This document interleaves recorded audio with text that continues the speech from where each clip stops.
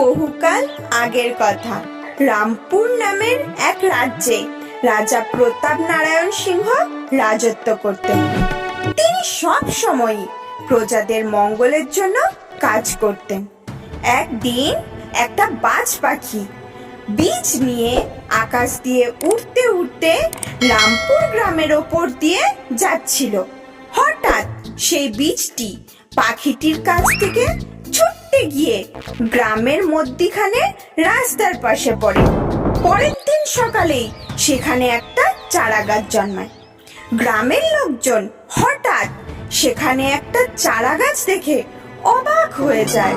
আরে, এই গাছটা কোথা থেকে আসলো? চারা গাছটি পরের দিনই বড় গাছে পরিণত হয়ে যায়। যদি কেউ ওই গাছের কাছে যেত তাহলে তাকেই ওই গাছটি নিজের মধ্যে টেনে নিত। একদিন গ্রামেরই একটি লোক এই দৃশ্য দেখে ফেলে। এই কি ভুতুড়ে কাণ্ড! লোকটাকে তো গাছে টেনে নিল। সে দৌড়তে দৌড়তে রাজামশাইয়ের কাছে যায়। সে রাজামশাইকে সব কথা বলে।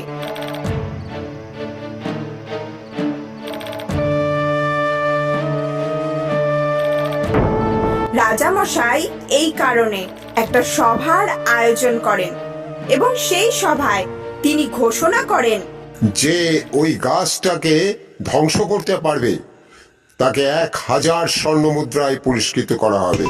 গ্রামেরই এক যুবক গাছটি কাটার চেষ্টা করে। তখন হঠাৎ তার কুড়ুলটি ভেঙে যায়। সে গাছটির চারপাশে আগুন লাগিয়ে দেয়, কিন্তু গাছটির কিচ্ছু হয় না। আর তখনই তাকেও গাছটি টেনে নিয়ে নেয়।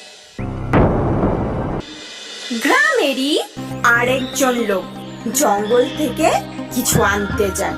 সে জঙ্গল থেকে জাদুই তরল নিয়ে এসে গাছটিতে ঢেলে দেয়। সঙ্গে সঙ্গে গাছটা নষ্ট হয়ে যায় আর ওই দুইজন ব্যক্তি মুক্তি পায়, তাদের প্রাণ বাঁচে। এইভাবে লোকটি তার বুদ্ধি প্রয়োগ করে গ্রামবাসীদের বাঁচিয়ে দেয়।